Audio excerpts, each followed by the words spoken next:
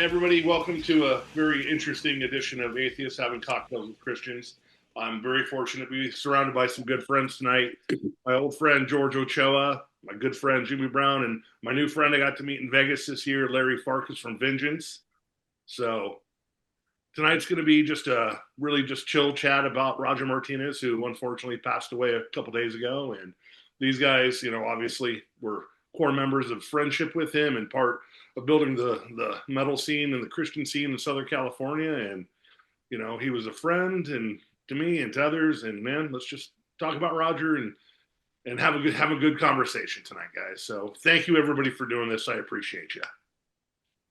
Thanks for having us. Yeah, man. Yeah, of course.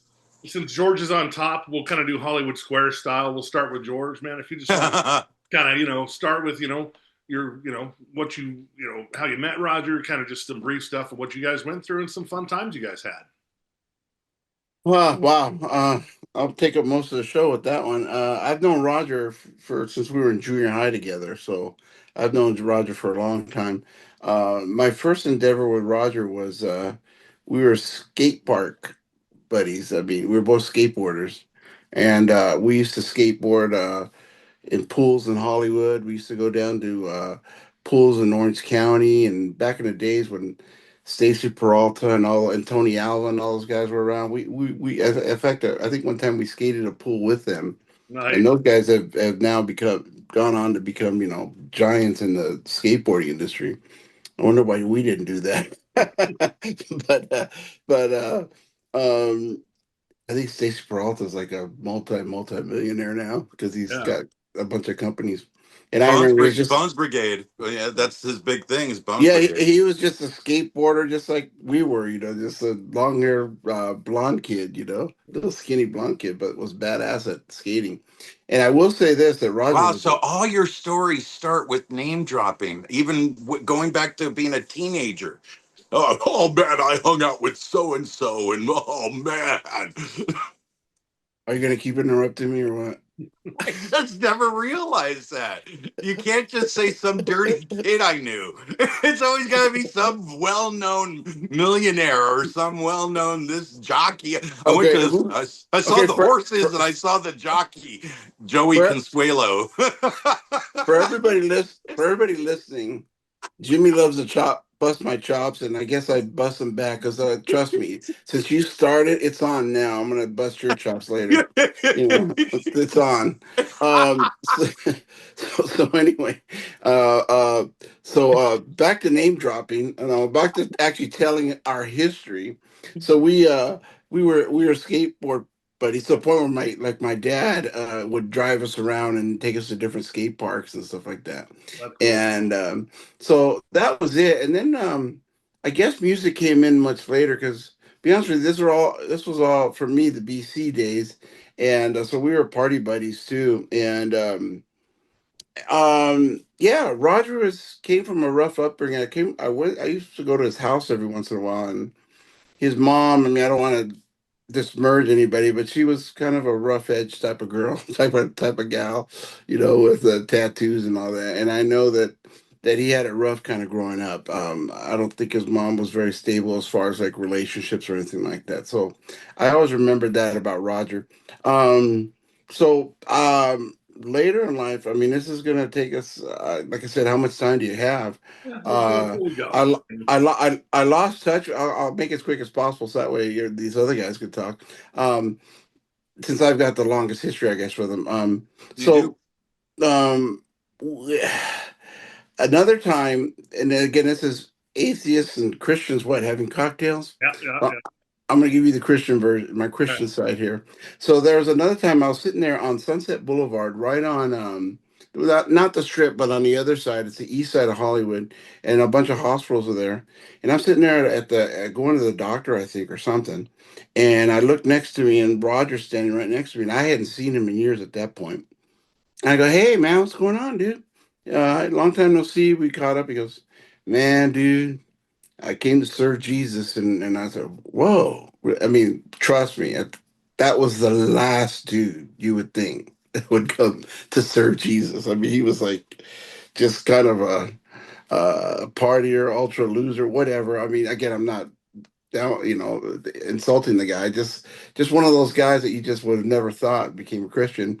And anyways, we ended up talking, exchanging numbers again, and he invited me to a Bible study. And believe it or not, that Bible study was very impactful in my life. And I ended up, when the guy got up there to kind of give an invitation, I remember kind of standing up for Christ at that point. And I think that was my journey, my beginning of my journey as being a Christian. I mean, I was a half-assed Catholic before that, and so I attribute my spiritual journey quite a bit to Roger. And at that point, we started playing music together, and that's where music came in the scene. And we started a little band called Prophet, Prophet. Not FIT. Can you guys still see You me? went to a picture of yourself. Yeah, I Yeah. see you fine. You took the striper stuff away? No, is that my dumb Well, brother? that's just a picture of you. Yeah. Yeah, hold on. Yeah, that's my brother calling me on the other line. But anyway, so at that point we started a Christian metal band. We were gonna kind of along the lines of a Judas Priest Scorpions type band. And Roger was not a singer, he was a guitar player then. I guess he's always pretty much been a guitar player. And I was a guitar player. Then we had a bass player named Dion and a drummer named John. And there it goes again. And a singer named Steve Martinez, later became Steve the Rock. So my beginning journey in my Christianity was with Roger, and being in Christian music was with Roger. So I mean, I don't want to take up the rest of the time. We'll talk more about my time with Roger, but I'll take you up to there and let everybody else kind of take over, Right. because I got more stuff to Oh share yeah. from Roger. All right, Jimmy, go for it, bro. Oh man. Okay, so I started, down the journey in '85 of starting a band. I was 15, and I was just looking for other like-minded bands. So it started off with, obviously, going to see Stryper and then Barren Cross, and Stryper was definitely the most impressive, because of just how professional they were, even right from the get-go of coming out. Their presentation, the colors, the whole, signs, everything. I went to a Calvary Chapel Downey show, and then went to the Santa Monica Civic show. I'm sure you were there, George.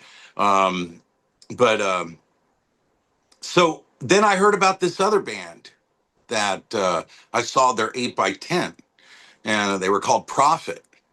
Hmm. So, and they were playing out at a church, and so I remember getting a ride and hitching a ride and going, and I wanted to meet other band folk, and yeah, so after they played, they were sitting there talking to people, so I stood in line, and first guy I wanted to talk to was the lead guitar player, and which Here, George well, Ochoa. here it And comes. so I'm standing there in line and just waiting and waiting, and there's like all these chicks, and he's being all, hey, how's it going? And there's a couple of dudes, and he's being cool. Then I came up to him, hey man, my name is Jimmy, and I want to start a band. And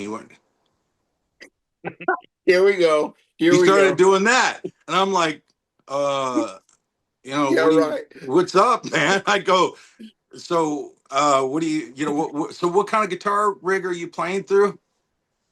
Yeah, And he was that doing that, and I'm like, all the right, Bible says that all liars should have their yeah. share of the lake of Well, fire, dude. I'm not lying.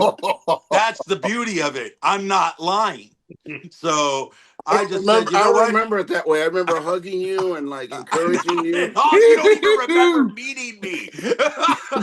Harwig, I'll show you I remember everything. I remember I couldn't put my arms all the way around you because you were, a big dude. Yeah, I was way thinner then. So, but I would have had, and I said, well, Okay, this guy's go. being weird, so I'm gonna go talk to the other guy, the other guitar player, and it was Roger Martinez, and I'm like, bro, I love your V, and he's like, what's up, bro? And then we just started talking, and dude, he just totally kicked it with me for about 10 minutes, 15 minutes, and I told him what I wanted to do. And he's like, well, bro, here, just give me your number and, we'll totally stay in touch, bro, And I'm like, oh, that's cool, man.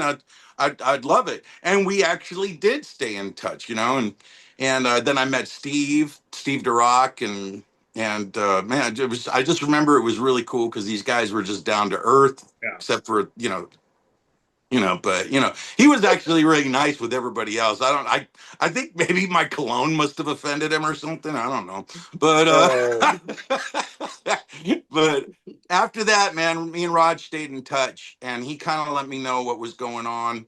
And then he told me how, Prophet had broke up, but then they turned into DeRock. And but he wasn't part of that. And so then, and he was doing some sort of ministry, I guess, speaking engagements. George had told me what it was, or I guess what it was. Hey, He was doing Ministries. It was an expose, like a Gary Greenwald expose of of rock and roll and the Satanism behind it. Yeah. Okay, so like playing the backward masking and all that stuff, right? Yeah, The whole satanic panic of the '80s and the devil and all that stuff. Yeah. So, and Roger was doing that. So, like I said, we stayed in touch. We would just talk. He'd always invite me to Hollywood, and it was real hard. I was in Bellflower, 20 miles away, and it was hard for me to get there, being a 15-year-old and, no car. So then I met some great guys, Chris Hyde, and he introduced me to a guy named Larry Farkas. And then me, him, Brian Carilla started the band called Deliverance, and then I remember talking to Roger. And Roger's like, bro, that's so cool, bro. And he was just super stoked, and said, stay in touch. I can't wait to see you guys start playing. And he was doing his ministry thing. So, but I mean, that first impact of getting just to meet him, talking to him about his awesome flying V, and which was actually George's flying V. But it was just, I love that he always took time. And that was the one thing. And as we became closer towards the late 80s, early 90s, I got him hooked on Nintendo Monopoly. Do you remember that, George? And I mean, he would carry that Nintendo and 4 controllers wherever he went, man. Ruby told me, and his wife at the time, and it just said no matter what, he was always bothering people to play Monopoly. And I just, oh man, I loved it. I thought it was so cool. Let me throw in some 2 cents there. We used to Yeah, have Monopoly parties at his house. yeah, he did. We would play so late that his wife would constantly come out, Ruby, and go, "Man, what are you guys doing? I'm sleeping. You guys are yelling." Because the game, Roger took Monopoly really seriously, man. Oh yeah. It used to get contentious, man. It was like we'd be arguing and shit about this, that. No way, man. It's just like over trades and everything. Remember, George? We'd want to do a trade. He's like, "There's no way that's in the rule book, man." I'm like, "You can do it on the thing," Well, these were hostile Monopoly games. It was great. Oh man, that's funny. I hadn't thought of that in so long. Wow, that's funny you brought that up. Oh, I loved it, man. Those were because they were good times, man. They were good times, and so when I think of Rod, I always think of those. I like thinking of those good times, and even when all the years later passed, and he came through Vegas, and me and Helen got to hang out with him, and we spent time with him, and then we just stayed in touch throughout the years, and we always talked about those good times. Yeah. Roger said he appreciated the fact that I just treated him like a human being, that I didn't care about talking about anything else. I didn't even want to talk music. We just talked. And, Rogers is probably one of the, it's been said of me that I'm an incredibly unique person, but I can say it for sure about Roger Martinez. He's incredibly unique. He was an incredibly unique cat, and one of a kind. And I really I'm sad that he's gone. Yeah, and that's just the unfortunate thing is that every time I talk to him the last 3 years is my doctor's doing this, my doctor's doing that. Yeah. I would question like, dude, what are they doing? Are they doing stem cells? Are they doing radiation? Are you taking oxygen therapy? And ultimately, he never would give me a straight answer. No, he never did. Yeah. But, I wish that, maybe he would have Larry will get into this, but when me and Larry talked, and he has that family that has that cancer center in Arizona. And when I brought it up to him, Roger was pissed at me about that because I had talked to Larry at that point in time. But I was like, man, Roger, Larry wants the best for you. I want the best for you. And it doesn't matter if he's related to these people, if he's not related. If they can help you, they can help you. And, unfortunately, we are today with the situation. So sorry to interrupt. Go ahead, Larry. Let you talk a little bit, since you were, again, shit, man. Just you're on just two of the groundbreaking Christian metal records. I mean, without iconic.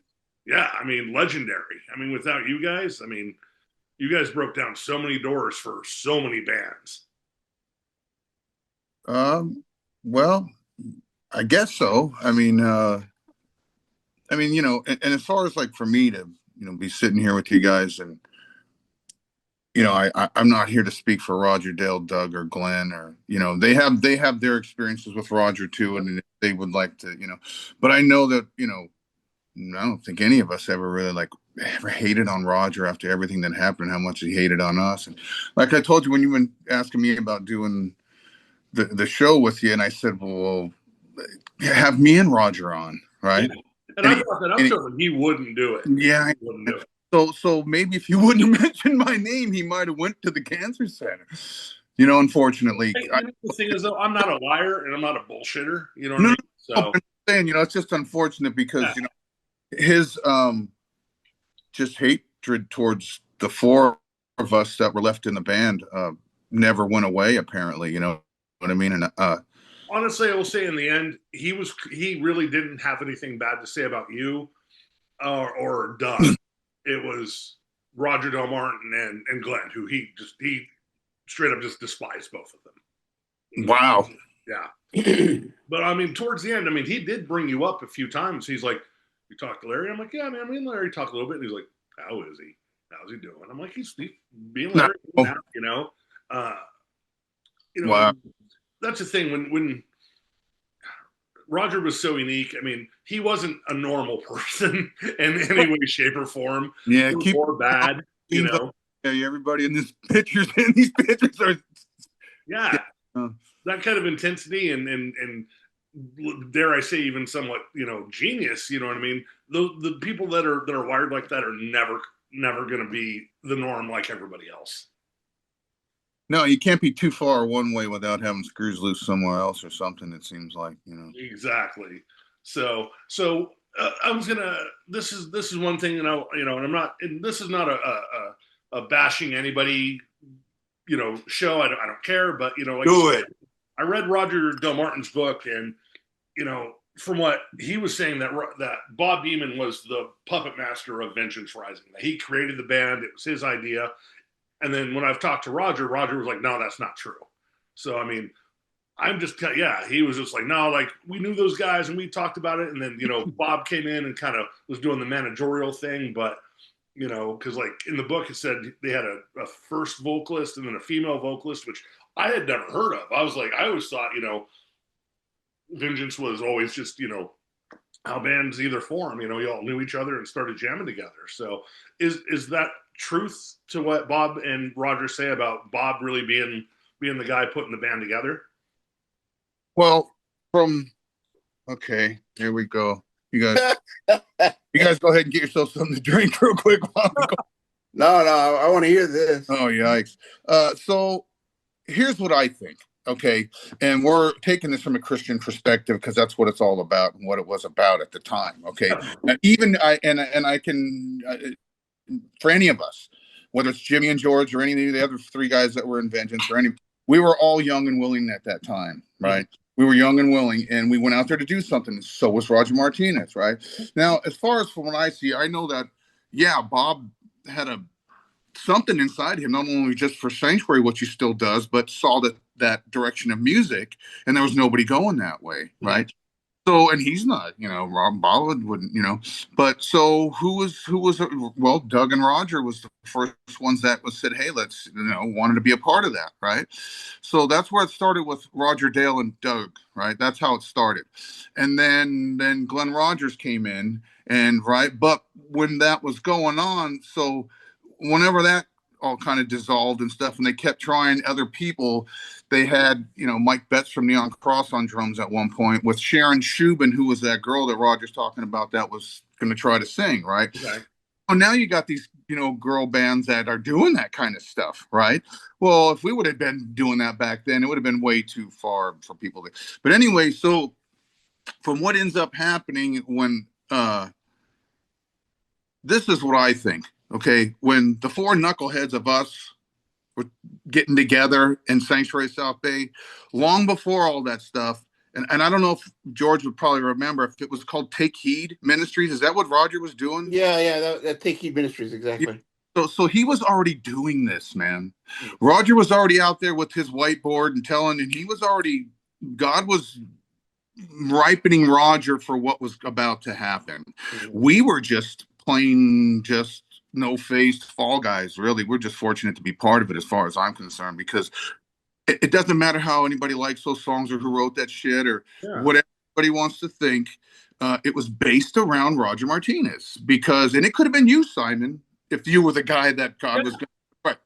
So it was Roger Martinez. And like George said, Vengeance was a band of 4 guitar players and a drummer. Like, right. Roger was not a singer, but did he have balls enough to get up there and do it? Hey, man, whether there's a talent in it or what, you could think whatever you want, but there was a point behind it ultimately. Okay. So there was a point behind it, and we were just a launching pad for God to use Roger at that point in time in our lives. And he did, whether Roger likes it or not, or any of us. That's just the and we can believe whatever we want because we can. That's what. So to me, that's what it was all about. And when no matter how good a song is, whether it's whatever, you look at the lyrics and how bold Roger was on that stage, and the front man he was. I'll tell you, man, there was times Roger would be over on the side of the stage puking in a bucket and going right back out there and singing, man, and people had no idea, man. That dude was just. He was into it, fully into it, man. There's just no way around it. But he's not no perfect dude like any of us or anything. And it was kind of a disconnect from the 4 of us to Raj, only because the Hollywood South Bay thing in a way. But I always like, when Jimmy talks about it, and certainly George talks about just getting to hang with Roger and know him and you, I'm sure. We never really got that chance to really kind of sit down and hang with Raj much. Even on the tours and stuff, we were just little in that way, but really the whole thing. And then once we left and the whole thing changed with Roger and that band, it's been over ever since, man.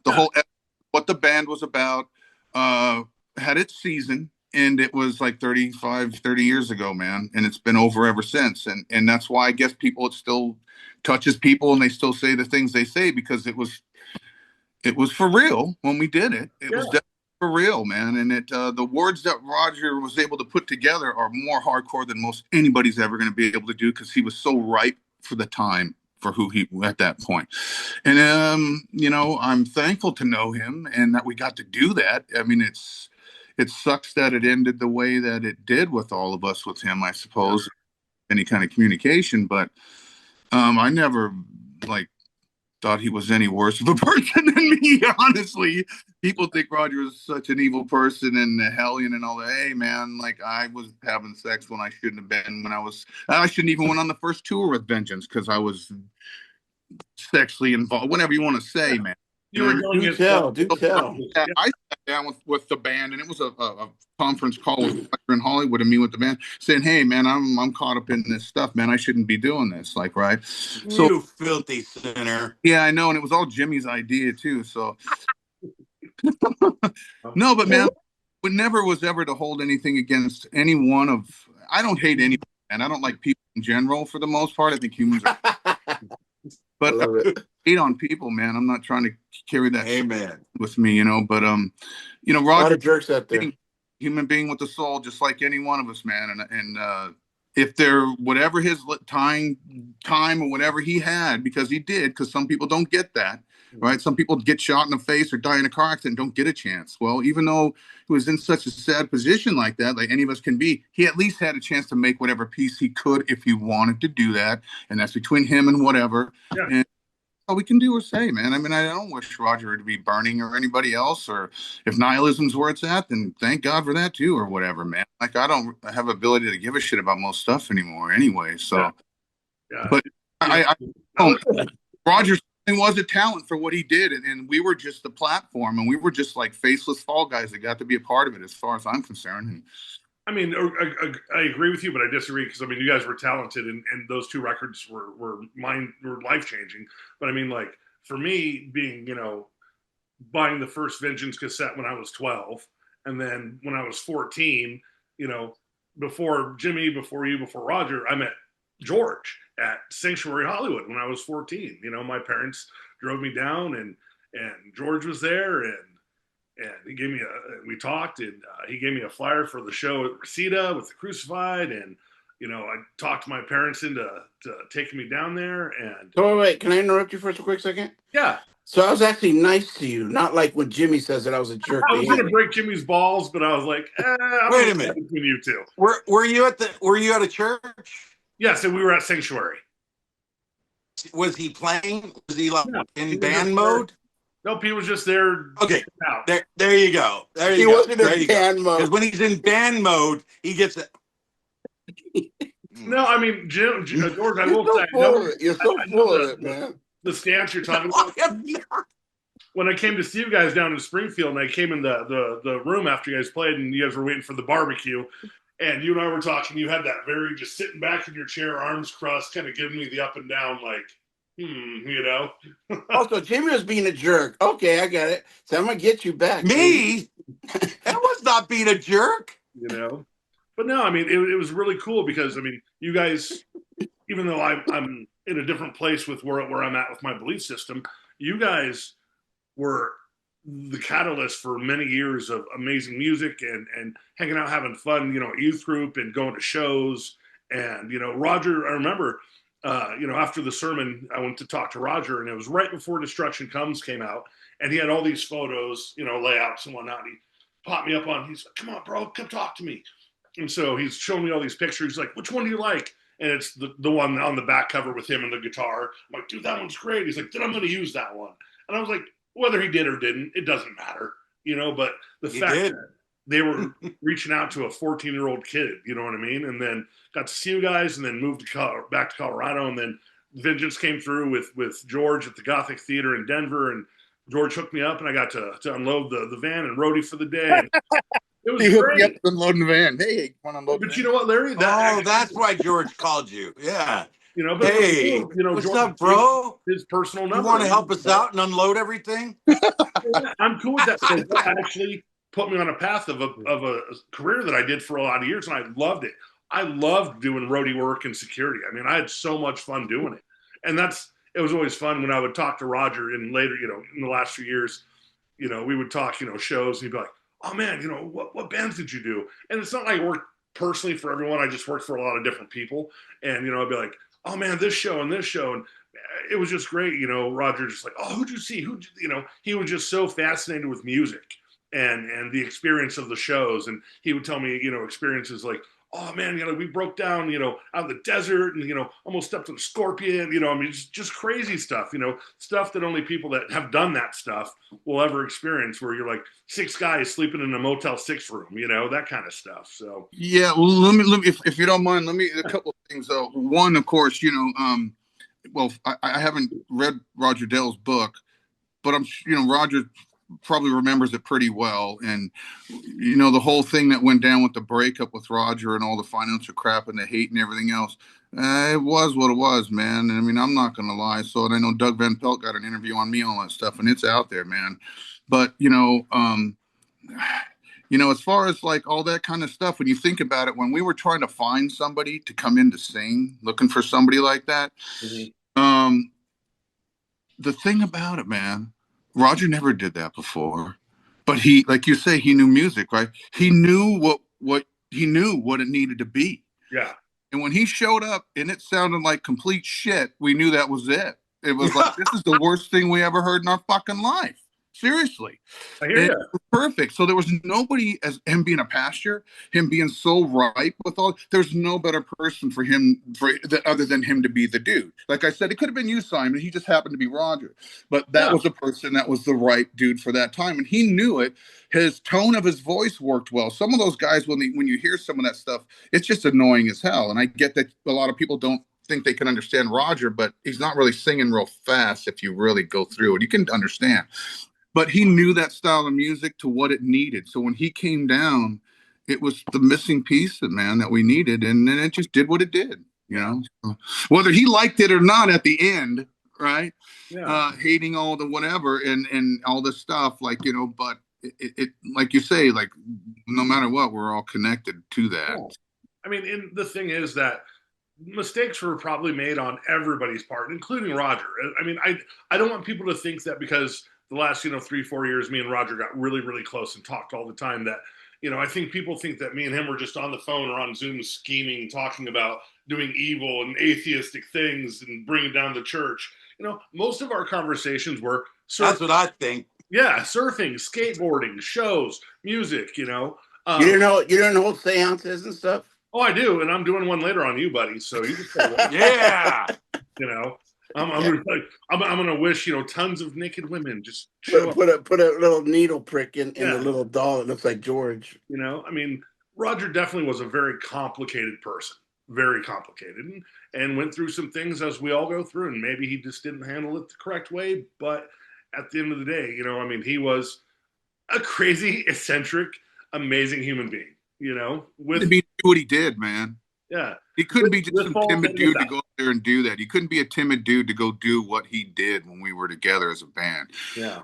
He was aggressive, man. He, was, in that way to go up there to not care and to preach in front of, the darkest crowds of what people could think, of music-wise or whatever. But unfortunately, we got lumped into the Christian scene, which really partly destroyed us.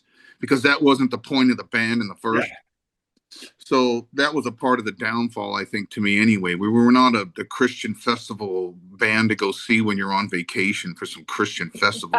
I don't think you and, Sheila Walsh and Amy Grant are going to be hanging out in the green room together, Don't get me wrong. I mean, Cornerstone and all that stuff was a lot of great fun times and great people. But, the direction of what we were trying to do was certainly not that, you know what I mean? But once we got over on the front line, it was pretty much. Hey, Jimmy, do you remember Chris Hyde, another guy, has passed on, when he used to do the KFWG's guy's voice, where he would say like, this was a Christian station. In fact, that Roger's wife used to work at Ruby, but he goes, up next is Amy Grant, and I Love You, Lord. And after that, we're going to hear Vengeance and Herod's Violent Death. I mean, yeah. One of my favorites that he'd do is that was Amy Grant with Father's Eyes, and next up, Vengeance Rising with Fill This Place with Blood.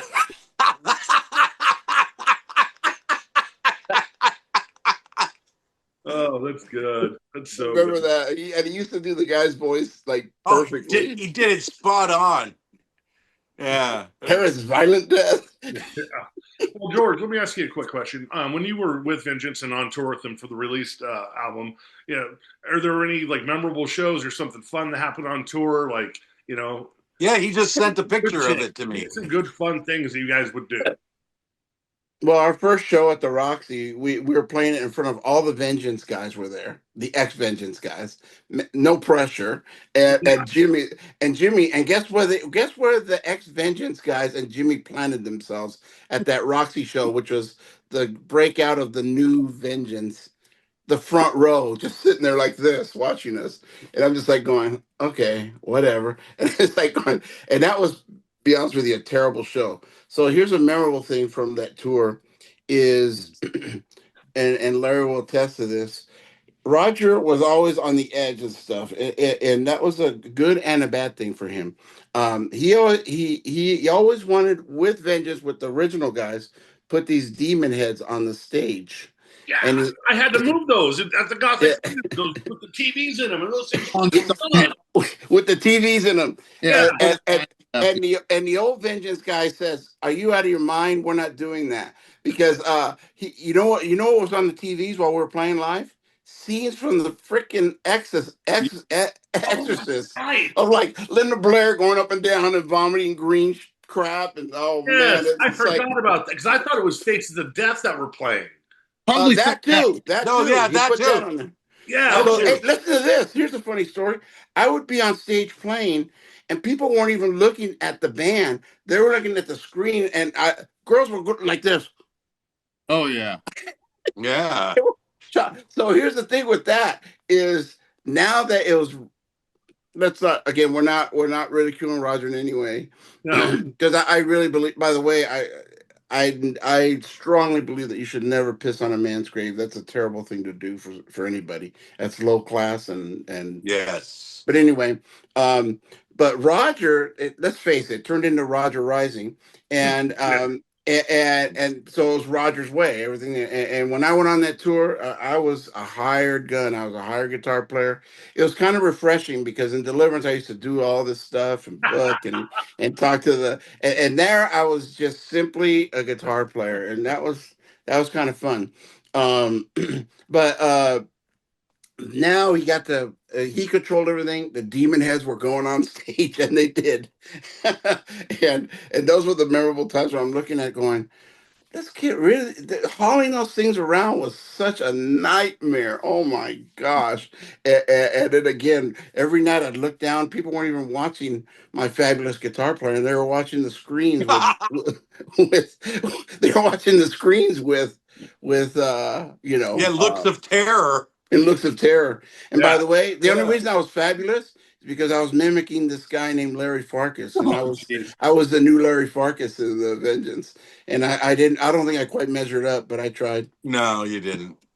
Yeah, well, I remember that show at the Gothic Theater where Bob Larson was there because he was based out of Denver at the time, and Deicide had just been there like 3 or 4 nights before Vengeance played, and I remember Bob doing a pre-introduction or something, and and I remember Bob talking about the demons that are in the building. He wanted to pray to make sure that the Holy Spirit worked in the building that night, and the whole time I remember Bob Larson just kind of looking at these huge demon heads going, I don't think he was prepared for that. Hey, Larry, why don't you share about like when he tried to like do those things when you guys were in the band? Because you guys nixed them on that one. He had brought it's like, remember when you were in elementary school and it was raining and you had to go to the cafeteria and watch videos or something? They'd bring a TV and they'd roll out it. That's what he had. Like, he wanted to show us this video thing of these, and we're like, what in the world? Like, it was already enough stuff to move around, thinking that we could do the Spinal Tap thing and move these big things around, and like, it was just a little too far over the edge from what, and it kind of did distract everything from what was kind of going on, I guess, anyway. But hey, man, he had certainly a big vision for what he was thinking about, and that's wwhy he had complete control of it when we left. We said, hey, here's everything if you want. Otherwise, we were going to split that whole debt, $50 grand. Everybody got 10 grand. Well, then what would we do? We said, well, let's just play some final shows, sell the merchandise, and just, but he saw that there was still something there, and he wanted to keep doing. There's 2 more records. There's 2 more. He saw huge, he could sell merch, all this stuff. So he wanted it. So we're like, then everything, right? So, and so he had complete control of that completely, right? And no matter any time the 4 of us ever got back together to try to do anything, it's always been shit, and it always would be, because it was centered around Roger and what that whole thing and the essence of the band was about. And when he's gone and wasn't there, it's just over, man. Now we're just, hopefully, if we ever get a chance to just get together and play and see each other again and just have fun to see each other. But, there's no like ministry or no like real push behind it. It's not a real thing anymore, Are you guys still playing Immortal Fest in next month? No, George is filling in for me. Oh, okay. No. He already did one. No? So you guys aren't playing? See, No, we're not. No Vengeance. No Vengeance at Immortal. Baron Cross and Disciple. Oh, Prophet or Disciple? Prophet. Yeah, Prophet. Profit. Yeah. So no. Profit's playing? Yeah. No. Baron Cross and Profit. But yeah, no. So we're not. Disciple. Unfortunate. You know what I mean? It would have been. Yeah, I was only going because I wanted to see Roger, Doug, and Glenn, and a few people, and just be able to get to see them again, and you know, but unfortunately, you know, I'm an asshole and I ruined everything. So, you know, you I are hope that the venue does right by the people and give them refunds, because I have seen, you know, people, you know, on the message board like, man, this is a once in a lifetime thing. Never got to see Vengeance, getting two now. So yeah, but look at. We're not 22 and Roger's not there. You're going to get a shit version of it. So I don't know. Don't agree. Hopes up because you're just going to be let down. It's just that's just ridiculous, man. Don't do that to yourself. You know? I mean, like, right? Like, all it is old dudes getting together to get a chance to have fun and play. And if it turns out like crap, which it probably would, and you know, thank God for Luke, man. You know, that he stepped up and was willing to just like, these guys are insane, and I've never played with this band, but I'm willing to go for it, man. So. You know, I'm thankful that Luke was willing to step up for us like that, you know. And I was really looking forward to doing the Die Happy stuff with him because I think he would do a good job with that. But I definitely think his vocals would kill with Die Happy. Yeah, I would do that with him. You know, that was what I was looking forward to. But I know that there's a thing that will always be attached to with Vengeance. Even Glenn, like, you know, Glenn Russo, right? Because Glenn never wanted to be in the band. Like, he was just like a part-time guy, like always. He was just like, we just kept trying to get him to, you know, come on, man, until we could find somebody, you know. Yeah. Glenn hates thrash.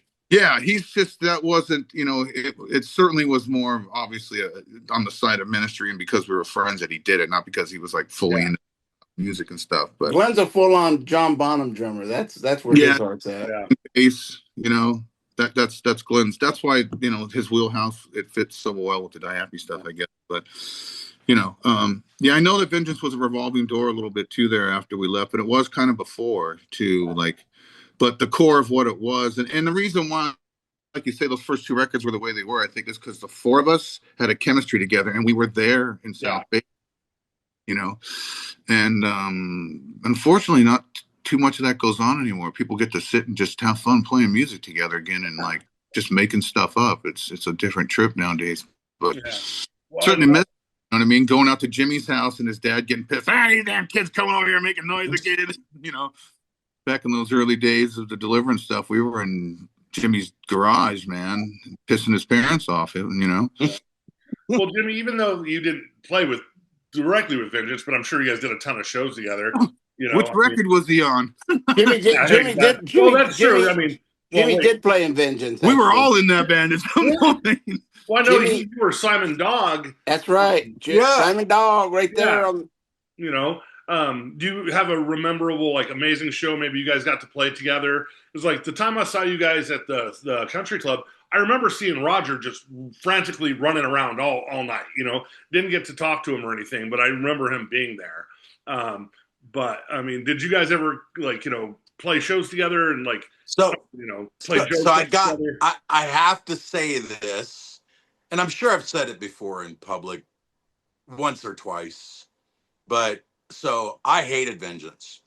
And the reason I did, I was mad at them because when I was 10, 11, 12, started thinking about playing guitar, started thinking about doing the band thing. I always wanted a guitar player that played like Earl Slick and Jimmy Page. And when I was 15, I got him. And long blonde hair, just crazy looking. He had this weird look, his eyes rolled back and his tongue hanging out of his mouth, playing the wah pedal. Exactly. And they stole him. Vengeance stole my Earl Slick. And then it turned into this endless barrage of guitar players that started traipsing through the revolving door of Deliverance. And so I was a little bitter. In fact, when we got invited to play the very first, or our very first Christian festival, the His Festival out in Riverside, we were the opening band. And I remember going, man, we can't be the opening band. And we had just played with the band called Cross, a punk band, Christian Rebellions Over Satan's System. Remember, Larry? Yeah. And they had opened up for us at the Oasis, and I just brought them with us Nice. and talked to the promoter and said, let them play a set before we go on. And they ended up being a smash. It was awesome. Everybody loved them. Then Deliverance takes the stage, and Larry's wearing this baseball jersey with, it says Vengeance, and there's this guy that looks like Roger holding a demon head and a sword. And I'm like, I just remember we played the first song. We just debuted Victory. So we're out there, and we ended it. I look at Larry, I go, take that shirt off. Okay, so look, hold on. So now I'm going to interrupt some shit. So really, I know I'm hated by a lot of people, and I understand, and that's okay. And a big part of that, like I said, so how that transitioned from with Deliverance. When I was in Deliverance, Jimmy and I were talking about wanting to push towards the direction that Deliverance and Vengeance was going in, but Chris and Brian were not into that at all. Oh, they were scared. They were scared of it. That I saw, well, hey, here's this ministry, man. These people, and so that was my movement into Vengeance. So we should probably blame this on Glenn Rogers, because if he would have never left Vengeance, I would probably have still been in Deliverance the whole time. But so that's what happened, and I know everybody, like, because maybe except for George, probably is the only one that was ever in Deliverance that didn't hate me, I guess. But but every guitar player. Here's the funny thing. Jimmy's telling me, Jimmy and his brother, when Jimmy and his brother were telling me, oh yeah, Earl's slick. I don't even know who the hell they're talking about. I don't know who this guy is. Like, who are they talking about? Like, who's this guy that? And then they played it for me. I'm like, oh yeah, I guess I kind of can hear. I didn't even know I was ripping this guy up. No, he was like. But it was really weird. But it's funny though. Every guitar player, I just completely brutalized them, and they hated because I wanted them to play like Larry. Not only did Deliverance hate me, but the people Jimmy got in the band hated me. So, but yeah. But you never asked me to play like Larry. Well, no, that was years later. That's why. Oh. Okay. So, but when we would play with Vengeance, we were always there supportive. And I got to say it, it's two people's reason that I supported Vengeance. And it was Larry, because he was our bro, and Roger, because he was my bro from when I met him, when, that guy ignored me. And then, so the other was my boy. So it's like, that's it. And I'll never forget. So I go into the Vengeance rehearsal. I got to say this. And there's Doug, Glenn, Roger Dale, and of course Larry. We're all shooting the shit, and we're just laughing, talking, right? And in comes Roger. Hey, bro, doing his thing, and right behind him, George Ochoa. And I was like, oh, there he is, that guy. I'm like, I haven't seen him in a couple of years, and so. And then he's in there hooking up something, and it was a Yamaha SPX 90. Yeah. And so he hooks it all up, and then tells Roger, go ahead. And Roger, is all that, And I'll never forget, Doug goes, dude, it's the voice of God. And I looked right at him and I go, dude, I don't know what God you serve, but if God sounds like that, I don't want anything to do with him. And George looked up at me and started laughing, just started laughing. And then when they were rehearsal, it was cool. I was just I love the voice of God. That's the voice of God. Well, Funny. But you started. I just remember you just started cracking up, and then you go, "Who are you again?" So I'm like, "Oh yeah, yeah." Every time I saw George, who are you again? Well, let me just, here's another thing too, as far as that, a couple things. One, me wearing that Vengeance shirt, because there was a part of a transition there that I was kind of in both at the same time, doing a couple of gigs there, like right at the end, right? Yeah. But Yeah. but when you look at, so let's talk about that SPX, okay? Now Roger did use that live, okay? He did use that live to save his voice, man. Yeah. I mean, because Roger didn't do like a Fry style voice where you're holding. Yeah, exactly. So he was deep breathing, taking that, he was doing a death style vocal. Well, so he used that live, but I mean, unless like they would use like certain effects, say like on the Into the Abyss when it goes down, that part. But that's Roger's voice on those records, man. He did not use that SPX. I was going to say, I didn't think it was the SPX on the albums, right? Because voice is different from the first record to the second record. Yeah. His voice is better on the first one than it is on the second one, I think. I think whatever Ron Gowdy was trying to get him to do, it just, I don't know, it was just a little bit different. And it just, Roger's voice, that was really him on the record. So it wasn't the SPX. He did use it live just to help save his voice. Yeah. Roger got mad at me one time. We were talking about the different albums, and for me, no offense to anybody, but Once Dead was my least favorite record.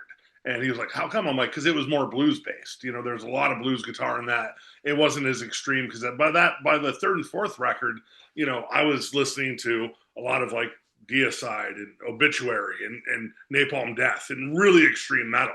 And so, I still love the two other records. The Human Sacrifice will always be my favorite.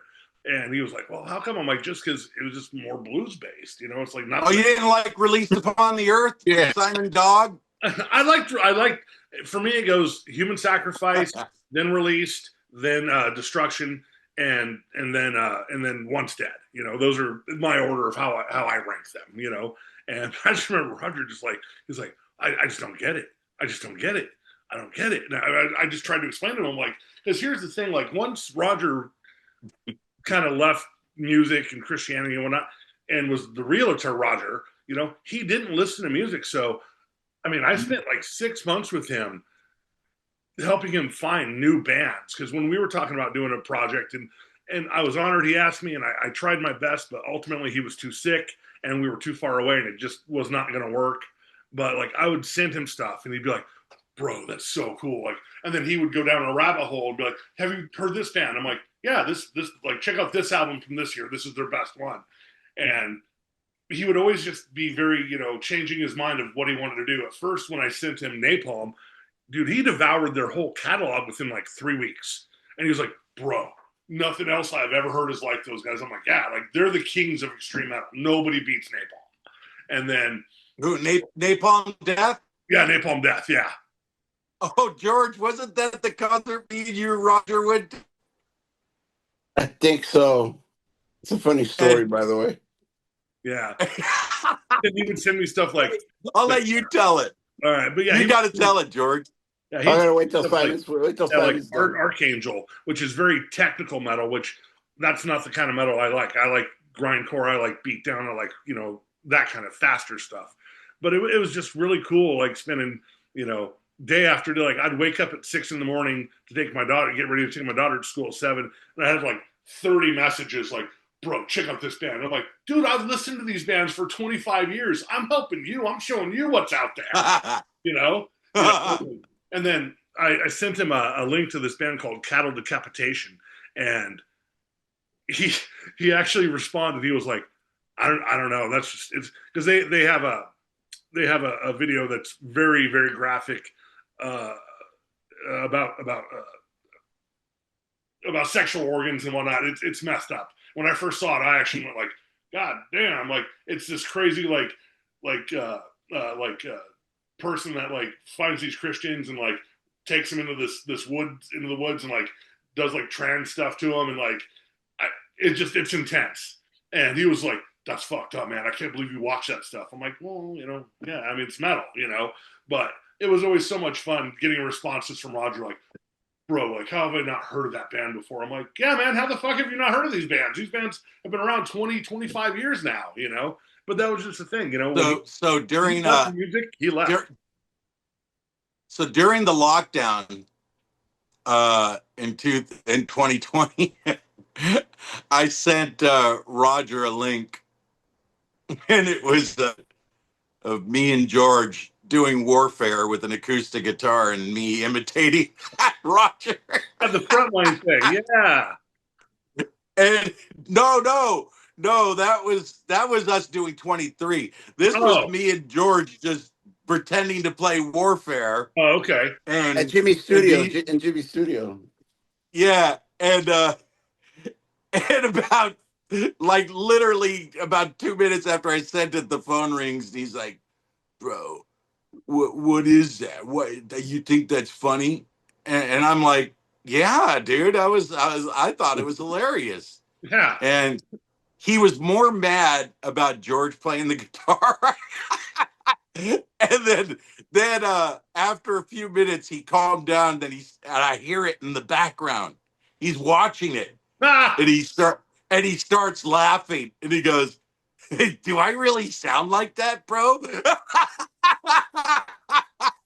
I thought that was hilarious. Nice.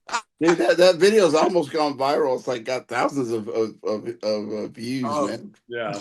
All right, so I know. story. That difference was in the style of his voice. See, that's the second record, and his voice was more that way. The first one, it wasn't like that. Yeah, his voice was a little different, man. Ron Gowdy was not the best choice for that whole situation, but what could we do? Well, it's always the sophomore curse, man. The sophomore album always, except for Deliverance, because That's right. I mean, that's always one of the hardest records to beat is the sophomore curse. You know what I mean? But all right, George, tell us about when you guys went and saw Napalm. Well, I should almost have Jimmy tell it because.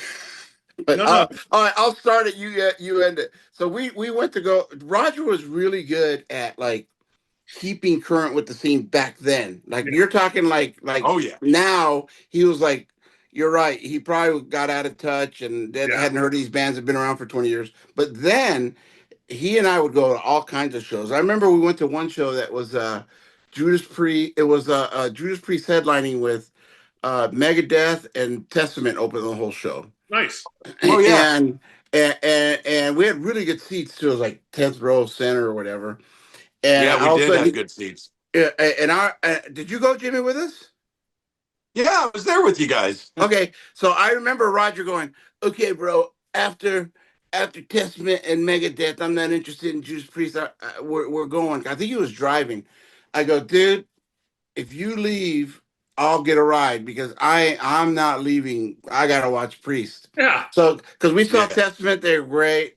Megadeth, I've never been a huge Megadeth fan, but they were what they were. And then Priest came on, and I gotta tell you, man, where Roger stayed there with us. I mean, they blew my socks off. I was like, "Oh my god!" It was a different world. Dude, they made the other two bands look like. Dude, did they not make the other two bands look like sorry-ass garage bands? Yes, they did. Yes, they did. Yeah. And they were in their height. I mean, they were totally. I think that was Painkiller. It was Painkiller. Scott Travis. Yeah. Yeah. So it was like I mean, I remember just like being floored, going, "Oh!" And the guitar, the way those Marshalls, because at that point, if you're 10th row, you're not hearing the PA, you're hearing the Marshalls. Yeah. And I was like going, "Oh, stereo Marshalls," going, "Oh my gosh, this is awesome." Yeah. But anyway, what Roger was really good at staying current. We'd always go to all these shows. One particular show, I think it was at the Palladium. We saw we were on the balcony. And Napalm Death was playing, and be honest with you, it's not my cup of tea. I'm surprised why even Jimmy was there because it's definitely not his cup of tea. But we went anyways with Roger because again we wanted to stay current as well, like what was going on. Deliverance was nothing like Napalm Death, but we're in that aggressive realm anyway. And I think at that point with What a Joke, we were kind of trying to get a little more aggressive. Which was kind of a mistake, but anyway, that's another story. That's another interview. But so every time the singer we had these little kids next to us that were like total Napalm fans, and every time the singer would go, these kids would go, "Yeah, yeah," and Jimmy would just look over at me and go, "Stupid." Stupid. And these kids started looking at seeing Jimmy like have a disgusted face, and they like weren't so vigorous anymore because they were kind of embarrassed, I guess, or something. Yeah. That was the best part. Like this, I'd be like this. I was standing there with my arms folded, just with this disgusted look. And then they, pow, pow, pow, pow, pow, pow, pow, pow.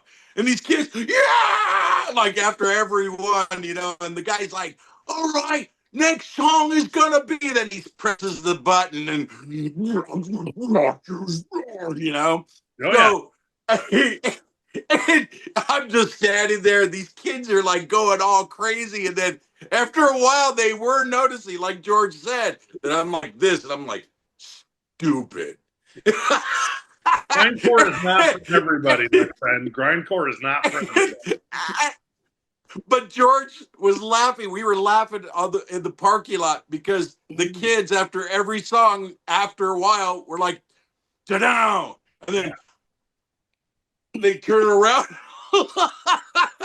But that makes sense with Roger doing that at that time because they got put on that compilation, grind the hard and heavy grindcore edition where they put the release the time video on there with Napalm and Bolt Thrower and Morbid Angel before the time. Yeah, before the time. Sorry, Godflesh, Carcass. Oh, that's what I was going to say about the video thing. Me and Roger were talking about that one time. And I go, well, what inspired you to do like the heads in the video? And he was like, well, he's like, when he saw that hard and heavy thing, he watched the section with Carcass, and Carcass used to come out and play with a big, backdrop that would play medical autopsies and, like decompositions and, all sorts of just gnarly footage and whatnot. And that's where Roger was like, I want to do something like that. So that's where that came from. Mm-hmm. Yeah, Roger was always, again, always staying up on the scene back then, and we'd always go to shows. In fact, we went to a Deicide show at the Country Club, and I don't know why I went with him. I mean, I was kind of his partner in crime with a lot of things because when he was like the pastor of Sanctuary Hollywood, I was quote unquote the associate pastor, so we'd do a lot of things together. And again, Deicide definitely not one of my cup of teas, but we went, and there was stabbings in the pit. I mean, and I remember one guy got brought out the side door, and I remember praying with the kid and everything like that. And the ambulance got there, but he was jacked up, man. He got stabbed in the pit. I've been stabbed in the pit. It's like, wow. I mean, there's one thing about like that style of music and the aggression and the release of aggression and the pits. I mean, and Roger and I went to a bunch of shows. We went to Slayer together, did all those things. But the obsession with I never got the obsession with death and the obsession with violence to an extent. I mean, that's just me. I mean, it is fun to. I've been in pits before, and it's fun to do that. But stabbing people and punching people and kicking and hurting other people and yeah, I kind of draw the line there. I mean, it's fun to bump into people and just get some aggression out, but there's always going to be a Yahoo in there. I mean, wait a minute, what was it, Larry? Weren't you at that show? The DSA? Yeah, in the pit. I was the one who stabbed that guy. No, I hear what Joe was just saying because all the years I did security, I did a show at the Ventura Theater in like '95 when I was still doing security, and Slayer played, and I got stabbed in the pit during Slayer. I saw a guy in there with a little knife going around when people were moshing, and believe me, man, me and the other two bouncers, we took him out back, and hopefully he never stabbed anybody again, Yeah, I mean, like that was just, I know George doesn't get it, but I got it when I was a kid, 16, 17, 18, just pissed off at the world. You wanted to be a tough guy. You know what I mean? I grew up fighting. I liked fighting. I liked doing that kind of stuff, and pits were rough. But I liked fighting, but I didn't like taking cheap shots with a knife. That's something different. No, I agree with that. But but also I was also doing when I did security, like I also, and even years playing in bands and looking after our local scene and whatnot, like for here in Kansas City, we had a place called Ochoa that all the punk and hardcore metal bands played, and we always we were there every show. And if you were an outsider and you came in and you fucked up, you got beat up. And I remember my Oi band, we got to play with Agnostic Front and Lars Fredrickson and the Bastard, the guitar player from Rancid, his other band. And oh, that's cool. Yeah, it was a great show. And we get done playing, and I'm standing by the pit, and there's obviously this kind of rednecky older guy, and he's drunk, and and this pit was just all a bunch of like, if I got into a pit and it was rough, that's fine. But if I knew the pit was soft, I'm not going in. I'm not going to go in and just beat up on kids. But, hey, you know what I just thought? A thought just hit me. I don't think I ever saw Roger in a pit ever. I don't think I ever did. Yeah. But yeah, so this guy is, trying to want to get in the pit, and you can tell his girlfriend's kind of like, no, don't do it. And the song's over, and these little 13, 14-year-old punk rock kids with little green mohawks are bumping into each other. And this dude just comes over and lays out one of these kids for no reason. And I wasn't having that. I went and grabbed him and turned around. Boom, I just knocked him the fuck out. Simon. Yo. That you can edit this part out. I didn't know we were going to go this late, and Helen's waiting for me to go to dinner. So, hey, no problem, brother. No problem. So, I don't want to just bail on this. So, no, how much more do you think we got? Let's do 15 minutes, and we'll be done. Okay, cool. Question real quick, because I'm going to anyway. Hey, if you guys find anything that people could know of, if they care or want to send anything or any kind of flower, if they're going to have any kind of service or anything for him, if people want to know about that, how can they find that out, if that's even a thing? I talked to a friend, his girlfriend. There is no services. He paid for cremation. That's all it's going to be. Okay. The only thing that I talked with her about is Roger did not have a will. So I know everybody still gets checks and whatnot, and basically I reached out to Bill from Rocks Records, and I said, hey, would you mind reaching out to Adele and maybe talking to a friend, because she's been with him 20 years and had paid all the medical bills. Oh man, people didn't realize Roger in the last 2 years was on disability. He could not work. What basically happened was he went in for a routine back surgery. It did not go well. It put him in bed. And cancer hit, and he just never could get past it. Never recovered. Yeah, he just never got better. And so I reached out to Bill and was like, hey, here's Fran's email. Can Adele maybe get a hold of her, and maybe she could work something out to where the Roger's royalties would go to Fran to help pay for his medical bills, his estate. And Bill was very receptive and very nice and said, yeah, man, I'll put them in contact with each other. So I would say, if anything, people, if you want to just throw an email to Adele Meisenheimer at I'll put a link on it. Just maybe send her an email, be like, hey, let's take care of Roger's lady, because she took care of him for all these years. It's the right thing to do by her for taking care of Roger. I agree. Hey, since we're kind of winding this down, let me just share a couple things that I just on my heart about this whole thing. You guys have seen the movie It's a Beautiful Life, obviously, and without a certain person in your life, I mean, everything shifts, and everything's just take them out of your life, and just everything, all the tentacles that they're part of, that they reach, man, it just makes everybody's world different. Mm-hmm. Everybody on this thread right here, and many others, have been touched by Roger in some way, right? I mean, and without Roger, I mean, I wouldn't be in Deliverance. I would have never been in Deliverance, because he's the one who told Jimmy to get me in Deliverance. Mm-hmm. Without Roger, I wouldn't have been to that Bible study. I'm not saying that I wouldn't have got saved as a Christian, but still God used him for that.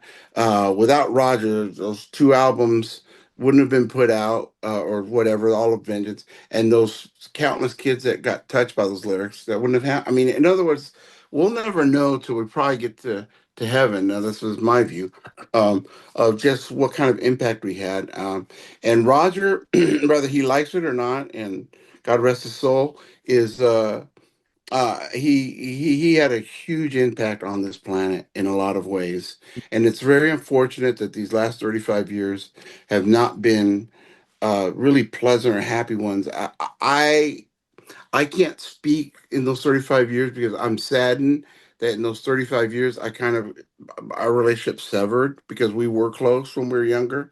I told Jimmy some stories a couple of days ago about really nice, fond stories. I have memories of Roger, and right now it doesn't sound like we have time to share those, but I just have fond memories of Roger, and he was a caring person at one point. He was a very kind person. Um, he was, he had his challenges. We all do. Yeah. We have our good and our bad. But I'm going to choose to remember the really good things about him and the attributes that he had. I mean, someone here said, I think Simon, you said borderline genius. Roger was a very intelligent guy. Yes. Yeah, he was. He was really when he got into Bible preaching. Yes. He was great. He was really good at it. I mean, he did his research. He did all that, and people used to walk away going, "Wow, this dude's really knowledgeable." Yeah. And they used to like not to give him all the accolades, but they walked away. Just whatever Roger really put his head into, he did it full bore, and he did it. He did it with a lot of talent and a lot of skill. It's just Mhm. sad that he didn't continue on that route towards the end of his life. I can't speak too much about him because in the last few days, you Simon have probably talked to him the most, and thanks for filling in some of those voids. But I'm saddened Yeah. that I wasn't, I guess, part of his life in the last 35 years, and part of that's on me. I'm learning now that I can't just because things get severed. I mean, because he and I go back again to junior high. I wish I could how often does this happen with people when they're gone? You wish that you could have said something to Yeah. them. You wish you would have said this. You wish you would have said, "Hey, I appreciate you, bro. You were." If Roger were here, I'd say, "Dude, you were a big influence and impact in my life. Just thank you for that." And I'm sad that I can't tell him that. So That's anyway, the only thing that's kind of bothered me over the last few days. And I'm not angry. I'm just hurt that people have their own opinions of Roger, and you can have your opinion. That's fine. But unfortunately, other than people that are on this screen right here and myself and a few others, these people didn't know Roger that well, and they're saying very blasted, like he was a con, Or at all. he was this, yeah, he was, people are still bitching they didn't get a T-shirt for $20 40 years ago. You know what I mean? But I think that's what pisses me off and hurts me more is that the last 3 years, Roger made himself accessible to anybody. He put up his personal phone number, and George, I'm not. This is not a guilt thing. This is just for the fans that want to have an opinion about Roger. You knew the man for 50 years almost. You know what I mean? For the fans that want to post their opinions on Roger, they could have reached out the last 3-4 years and got to know the man. He would have loved to talk to people. But Roger also didn't want people to call him and be like, "Hey, bro, I'm praying for you to come back to the flock." He wasn't there to hear that. He just wanted to hear about the human connection that we all have as humans. And Yeah. Yeah. it's just, that's the only thing that's like, these people could have, reached out and been like, "Hey, brother, how you doing? How's cancer? What are you doing? How you feeling?" I mean, Jimmy knows this, man. Like, if I care about somebody, man, like it's your birthday, I'm gonna send you a gift. You know what I mean? I'm gonna make you feel special because you're my homeboy, you're my friend. And there were many, many times, Roger wasn't doing well and Fran wasn't doing well and they didn't have money and man, I sent that guy, frozen steaks and pizzas and delis and whatnot. And not because I gave a shit about him loving me or accolades, because he was my friend. And I would do that for any one of you guys because I consider you guys all my friends. If George, you called me and you needed something and I could do it, I'm going to do it for you. thank you, brother. Appreciate that. No questions asked. Be like, if you're like, man, I'm in KC, I need a place to sleep for a week. I'd be like, come to my house. I'll come get you. That kind of stuff. It just, I wish the fans and the people could have gotten to know, even though Roger did a lot of crazy shit after he left Christianity.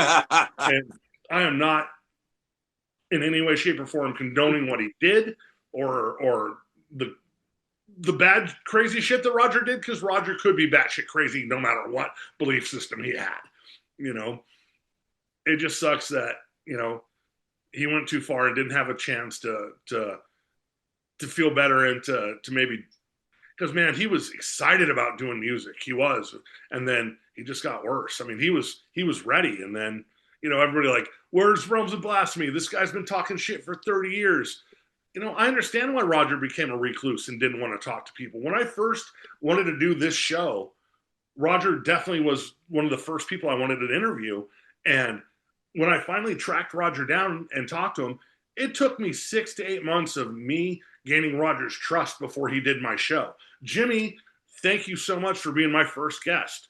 George, thank you I think you were my 4th guest. And Larry, thank you for doing this today.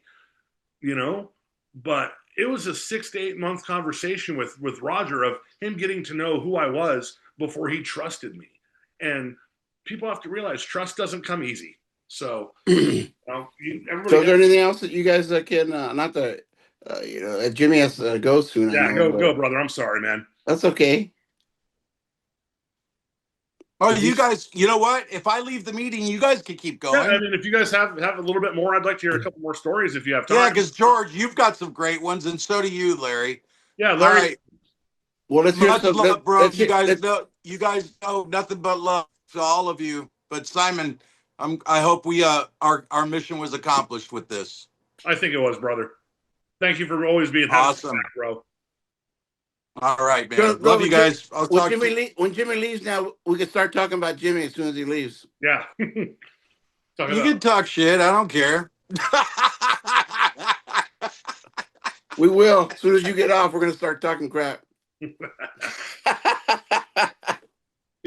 again, I mean, George, Larry, your music and your albums were very influential on my life. I mean, like I said this on my show before, like when I was, 14, 15, I wanted to be Vengeance Rising. I wanted to be Deliverance. I wanted to be Mortification. I wanted to be a youth minister. I wanted to play grindcore and play Christian metal. You know what I mean?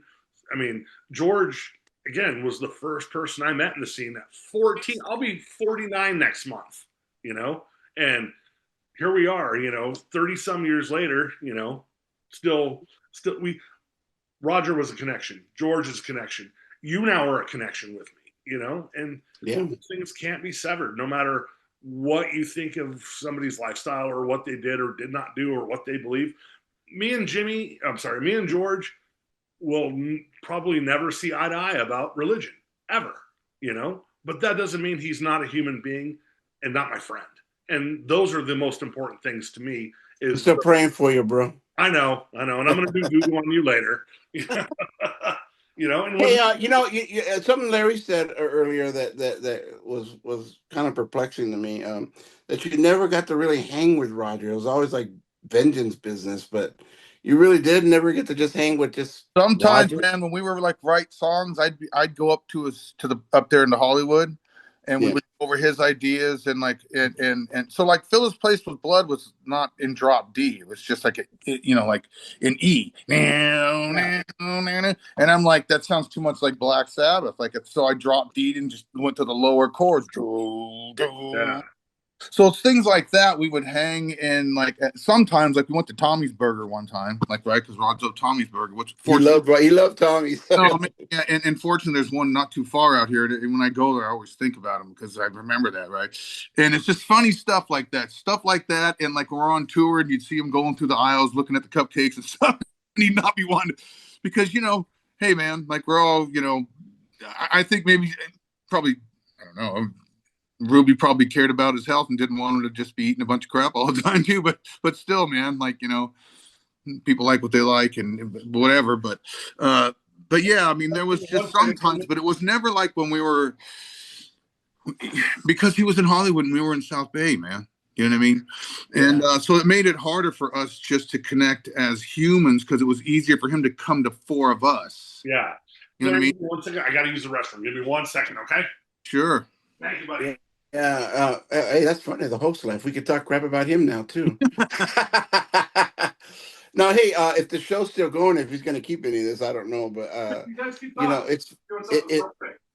it's funny. Roger and I, and my ex-wife, Catherine, you remember her, Larry, right? Mm-hmm. Ruby and her were really good friends, and Roger and I are good friends, and we go double date all the time. And so that's where I was like, here's one thing that's interesting, and I don't know if Simon's going to air this since he's not on the thing. I remember somebody telling me a long time ago, going, Roger bashes a lot of people publicly. Yeah, I mean, Bob Beeman, that was his first choice. Then he bashed the guys in Vengeance. And Larry's right. The people that he wouldn't bash on, people would tell me, he goes, it seems like Roger never bashed on you, George. I go, well, I never did him wrong in any way. I didn't do anything. I was always his helper, and I was your guys' sound man for a long time. How much did you guys pay me to do your sound? Just as much as we got.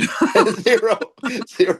I just did it out of kindness of my heart, and because I liked you guys, and I was part of the team, and it was fun for me. I enjoyed doing your guys' sound. But just the whole thing and you're the other person that I heard that he wouldn't bag on Larry. He would bag on Glenn and Roger, and probably not Doug as much. No, But he never said a bad thing about Larry or Doug. Like I said before, man, he hated Roger and he hated Glenn. yeah, wow. But I was just saying that, like, someone pointed out to me once, Simon, that he goes, Roger bashes a lot of people, but he never seems to bash you. I go, well, I never did anything to hurt him. I always helped him, No, he when you were brought up a few times when just conversation, because after he knew I'd go out to Vegas every now and then, get to hang out with Jimmy and Helen, and the last time we were there a few months ago, got to hang out with Larry too. Which, sorry, the restaurant didn't have food, man. Next time I come out, we'll make sure we get food. No worries. But the only thing he ever was hurt by, he thought that, like, when he left Christianity, he just kind of felt that you were not there for him in a way as a friend, that you were just there more judging as a Christian than just listening.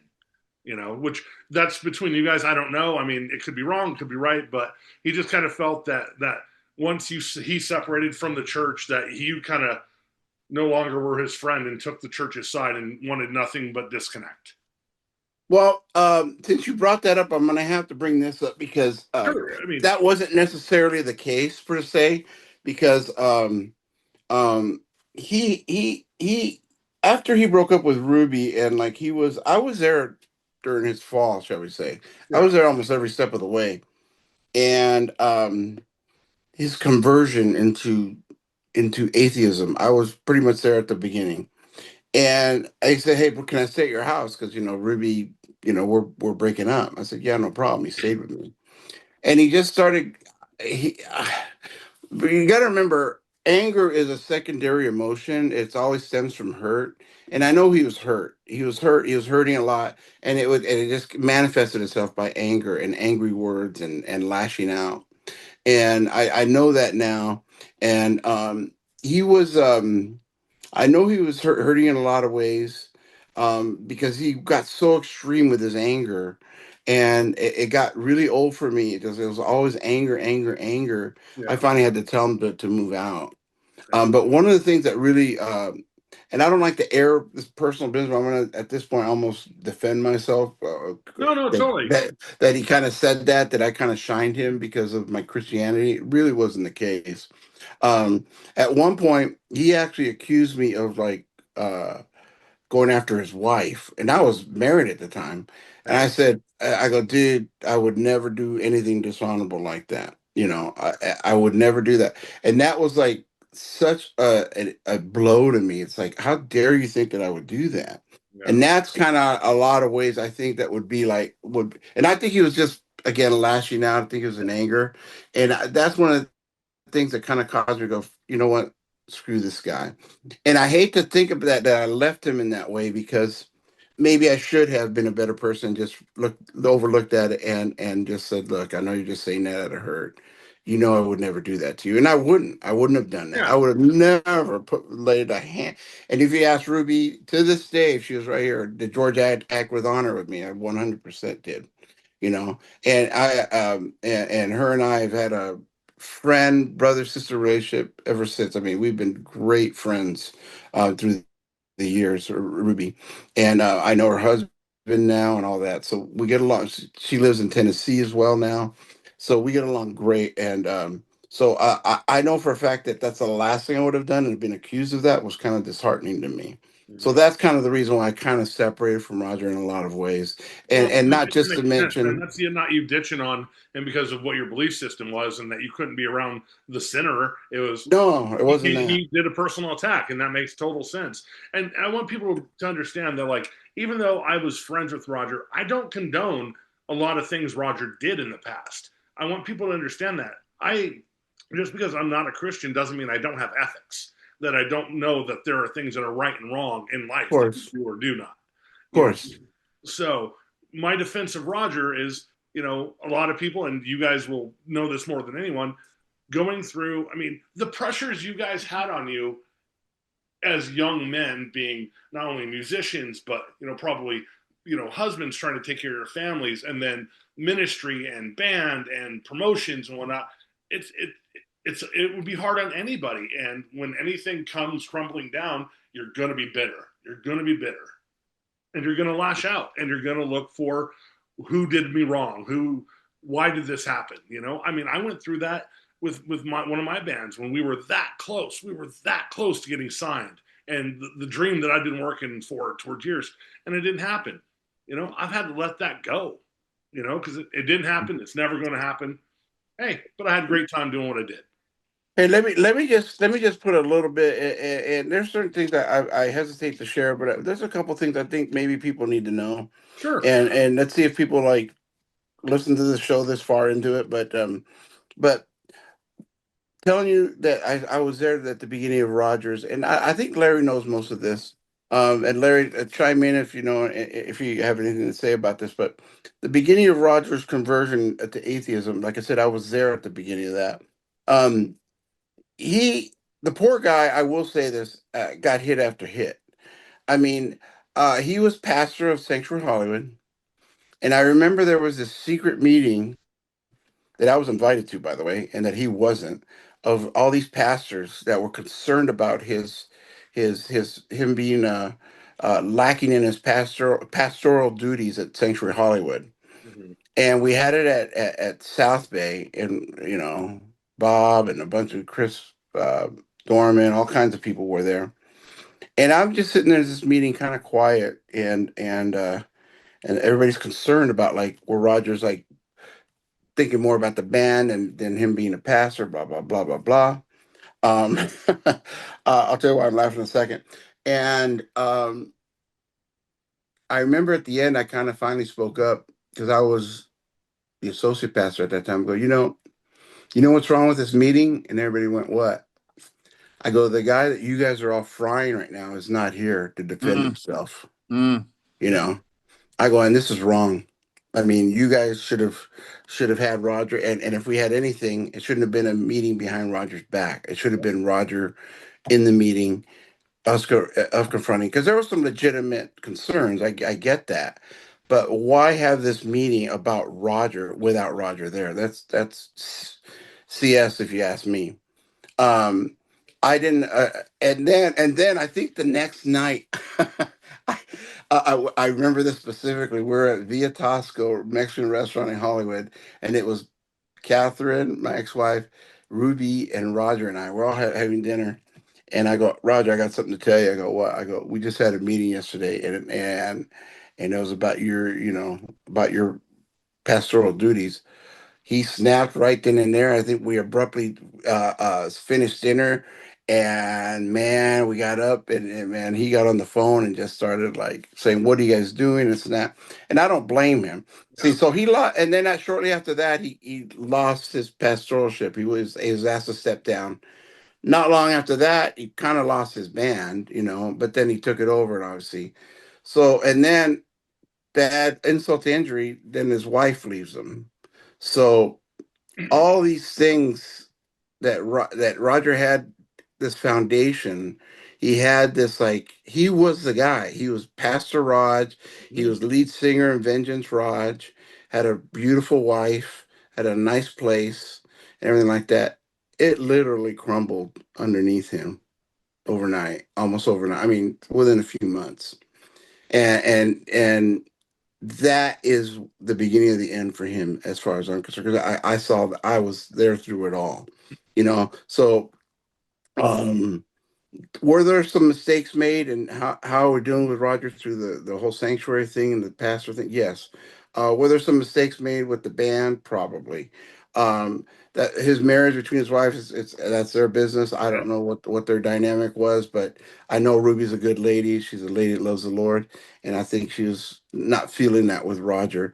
So I don't know why I'm sharing this, but I just want people to understand he didn't just snap just like that. Yeah. His kind of world crumbled under him, and then it kind of was a gradual thing, and that's he's been that atheist Roger pretty much ever since. Yeah. And like I said earlier, that's the only thing that just when and I'm not saying this braggadociously. I'm not. This is not coming off this way, but the morning he passed, Fran called me, told me Roger passed. I called Jimmy. Jimmy called George, whoever, and then Bob Beeman put something out, and it's, and I don't know Bob. I've only met Bob once, and this is not me being a prick, but this is just me saying, viscerally how I'm reacting. Was that, man? Bob, like, again, there was his number out there, like, you knew he was sick, he was dying, man. You could have reached out, whether Roger accepted it or not. It's about trying, because you know what? If you hated my guts and I cared about you, I would still reach out. Whether I got a fuck you, I don't care what you say, whatnot. You know what I mean? I still would have done something. So that just kind of, it irked me that, like, this person, sadly this person died. I watched this thing that Doug, and again, I'm not judging Doug Van Pelt from Heaven's Metal. I don't know the guy. I've never talked to him. He seems like a hell of a nice dude, but he did a remembrance of Roger, and basically this interview about, what happened to Roger and the steps that should be taken with Roger. And it was a 3-step part where in the Bible it says, one brother goes to a brother and says, you're doing wrong. And if that brother rebukes you, you go with 2. 2 brothers go to your brother, he rebukes you. Then he brought up this thing called church discipline, which I don't think should even be a thing unless somebody, really does something horrible. But it was basically where Bob Beeman posted in Heaven's Metal, like, Roger's a Satanist, atheist now. Cut him off. Do not contact him. Do not reach him. Do not have any contact with him. And in my mind, I'm thinking, what about the scripture where it says, Jesus leaves, the 99 sheep to find the one, where he walks away to find that one lost sheep, Mm-hmm. And for me, it's like, well, the flock should have accountability as the flock, the flock should go out, as a strong number, and and maybe not even in a conversion kind of way, just in a, how you doing, man? Man, I'm sorry you're suffering. I'm sorry you're sick. You know what? Let me throw in one thing, and then I want Larry to almost comment on Sure. this, because he's a big believer in this. Yeah. The scripture, let God be true and every man a liar. Bottom line is, God will never let you down, but men will always let you down for the Always. most part. And where Larry said earlier, I hate people or whatever. I don't want to quote you, Larry. You could quote yourself in a second, but I can kind of relate to that, because so many people have made the Bible and Christ look so bad, and it's unfortunate that maybe Roger lumped, the people, and kind of didn't separate the two. Okay, this is God and this is people. Yeah. People are jackasses, but God's true and he's kind and he's forgiving. Still real. Right, Larry? Yeah, I feel that way. You doesn't take much to go on my Facebook or hear me, ask me something, and I'm going to tell you straight. So, and I choose honesty to God. I'm not a good person in any way, or think that I have anything above anybody or Roger or anybody else in the world. But I choose honesty to God. So that's just for me. You know what I mean? I think. Look, but Roger knew, man. It wasn't like he didn't know. Yeah. Choice. He chose what he chose, and everybody gets to. And I do know, though, like when you talk about that phone number and the email to get a hold of him, I do know for a fact that Roger Dell reached out to him. Okay, cool. I know that he did, but there was never any response back. Let me paraphrase this real quick. The people, if you did reach out to him and he didn't respond, that sucks. And no, I'm sorry that Roger didn't, but he should have, because he put it out there. If I'm going to say, I'm going to do this for you, my friend, I should be willing to take it. I mean, and don't get me wrong, like everybody thinks that like I'm like Roger's like little best buddy, and we were great friends. There were many moments within our relationship in the last 5 years that me and Roger fought like cats and dogs too. When I was doing my show, he would be like, "Hey, bro, you need to do this and this and this." I'm like, "This is my show, dude."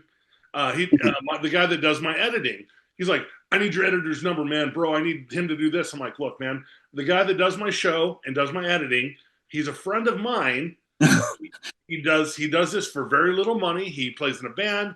He's got kids. He's got work. He travels. He does this as a favor to me because he's my homeboy."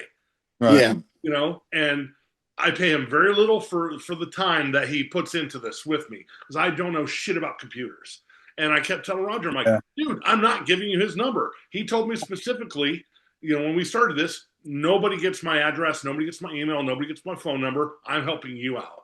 And Roger would be pissed and then wouldn't talk to me for 5-6 days. He'd be like, "Hey, bro, just like, if you just like, hook me up with that guy's number." And I'm like, "Dude, I fucking told you, I'm not giving you his number." Right. Yeah.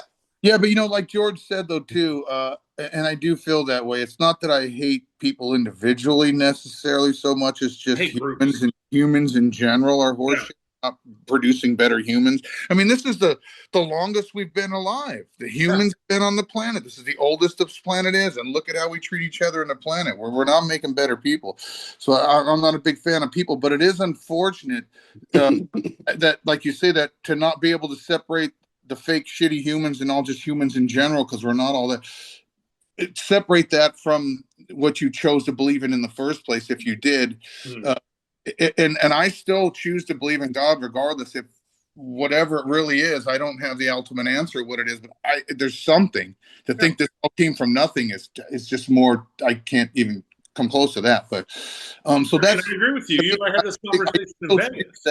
I still choose to have an open, honest relationship with God, no matter how shaky it seems like it may be. But I know, because I don't give a shit about people that much anymore. I already know that they're faulty, and you get your hopes up and you get let down, and that's your own fault. Yeah.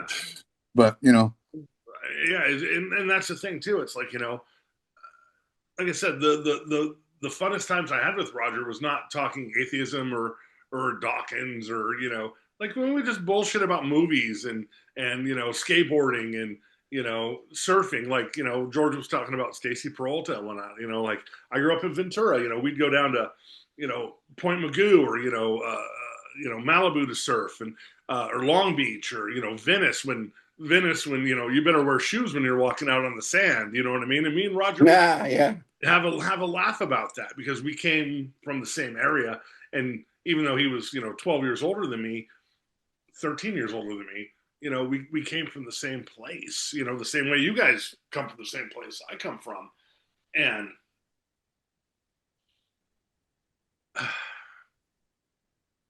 it just sucks, man. I wish I could have talked to my buddy one more time.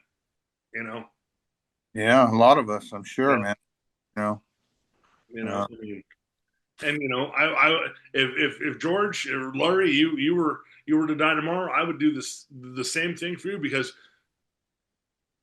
you both, whether you know it or not, man, from the age of 12 to 20, you guys had such an impact on my life. Wow. Such an impact. I mean, like I said, thank you. Thank you. I mean, Jimmy likes to break his, yeah. George's balls and be like, this guy. But when I first met George, dude, he was the sweetest, kindest fucking guy in the scene, And I remember that day too. Like I said, Victor Macias was there and Mark Solomon were there, and they were just kind of just, not rude, but just very standoffish. You know what I mean? And when I started talking to George, and he gave me the number, and then I moved to Colorado, and I would call George every now and then, and he'd, maybe not an hour or two, but we'd talk for like 10, 15 minutes, and he'd always be encouraging, like, how you doing? And then, I called him, and he's like, yeah, man, we're coming to Denver. And I'm like, I want to come to the show. And he's like, man, come on, man, I'll hook you up. You can work the show and hang out all day. And it was one of the greatest days I ever had, It's cool because awesome. 2 months later, Tourniquet came through, and I got to do the same thing with Tourniquet, Not as fun as the show. The show kind of sucked, but, but yeah. I also, and this is a huge, I can't find it. I've been looking for it for a year. I had the lanyard from the Released Upon the Earth that you gave me. Oh, yeah, really? I've been trying to fucking find it. I can't find it anywhere, but yeah, you have it there somewhere. I have it somewhere in the house. And I still have my green that you gave me that day, the Deliverance flyer with you guys are all on the street corner, and Jimmy's leaning up against a telephone pole. Oh, yeah. I remember that picture. Deliverance and the Crucified, Scattered Few, Reseda Country Club, and I've been looking for that. I have it together. I just don't know what the hell it is, But I mean, you guys impacted me even when I was a believer in my faith, and as somebody who wanted to be a musician, and somebody who just wanted to be a decent guy. Yeah. Well, sounds like that turned out. And what happened? So now our influence. Look at kind of napalm, dude. Sorry, bro. I listen to too much, secular music, but yeah, But I mean, I just want to thank you guys for being part of this because. No, thank you for inviting me, and this is important, and this is, I'm sure you're going to edit it down the way you need to edit it down, but yeah, this is going to be good. You're going to, people are going to appreciate. Well, this. I'm going to ask the people watching this tonight, please, for Roger's sake, for my sake, don't make me turn off the comments. I want to hear people's fun stories of Roger. I don't want to hear, I'm praying for your brother. I hope you're in heaven, because Roger wouldn't have wanted to hear that. You know what I mean? And I don't want to hear that. I just want to hear people remembering Roger, like, man, you touched my life. You were, whatever. There, and that's the thing. I'm just mad because people just want to post bad things. One guy posted, he lost his mind, he lost his life, he lost his soul. I'm like, dude, the motherfucker just died 2 days ago, man. Show some respect. I agree with that 100%. If you don't have anything good to say, then move the fuck along. Move along with your day. So if you have anybody watching the show, and if you want to post something, man, let's just keep this one nice. Let's keep it light. Let's keep it, man. Thank you, Roger, for this. Thank you, Roger, for that. Thank you, Larry, for this. Thank you, George Ochoa, being part of Vengeance at one time. We all are connected by Roger, for good or bad. All of us are. And the Christian music scene is definitely connected to Roger. Yeah, by all means. And the whole and Sanctuary as well. The whole Sanctuary scene is tied to Roger, and big time. I mean, yeah. He in those few years, there's a lot of he got a lot of impact. I mean, Larry will attest to that. I mean, as a pastor, as a singer, as a counselor with people in the church, as fans that would call him. I mean, he always had after the shows. He always had Larry always had a crowd of people around him, and and he would talk to all of them and sign their autographs, whatever, this and that. So he was very personable that way. Oh, 100%. The only thing of course, like we all say, we're, as well as, us being attached to that, and we always will, whether, as well as Roger, he's attached to that too, whether how much he disliked being a part of that after changing his views on things. I don't know how much that bothered him to think, man, this thing continues on. And it bothered him a lot. We actually had arguments about that several times where he's like, man, if I had the money, I talked to Adele, I would buy the whole fucking catalog and put nothing out again. And I was like, look, man, I go, Roger, you and I believe the same thing. And I get that. But I go, dude, to deprive the world of your music, I go, it's not right, man. I go, vengeance is good. It's out there. It's going to always be out there. I'm like, dude, you did something incredible. Whether you like it or not, whether you agree with what you were at that time, oh man, you guys did something that changed the world. not just Southern California, the world. Australia, going out to work with mortification. You know what I mean? I mean, the tours, shit. He had Vengeance Rising broke up in 1994, and what, 30 years later, we're still talking about him? Yeah, that's funny. And still talking about vengeance, you know? And it's like, dude, you need to be remembered for what you did, whether you agree with it or not. You know what I mean? It's like those, you know, movie stars that used to do porn or soft porn and then want to be legitimate. They're like, oh, don't look at my early catalog. It doesn't matter, man. Like, you were important. Let's celebrate. Well, I don't know how important porn is, but you know what I'm saying. Those, you know, it's like he just wants to erase it. You know, it's like, it doesn't need to be erased. It needs to be celebrated. You know, and you don't have to agree with what you said when you were a fucking kid. He was a fucking young man. Yeah, we were all, that's like I said, man, we were all young and willing, you know, we were, and yeah, it just, you know, things are different for all of us, I'm sure, you know. I don't think we all believe exactly the same that we did, even if we still choose to believe in God. I don't think it's completely the same anymore. Yeah. I mean, no, just my theology we're not created better and better. My theology's gotten better and better and better. That's all. Well, we're not complete created beings, right? We're growing and learning, you know. So it's a shitty experience sometimes, man, being human. I say that to God a lot. It's hard being human. This is shit. It sucks. Yeah, I hear you.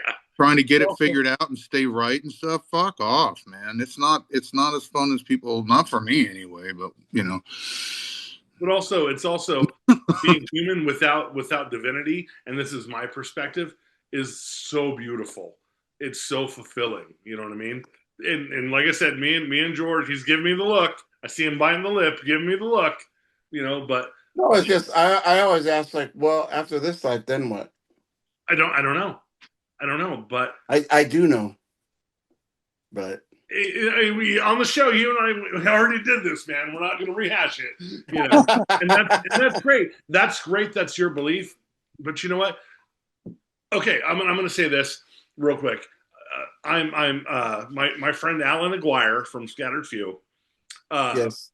And I've worked with him.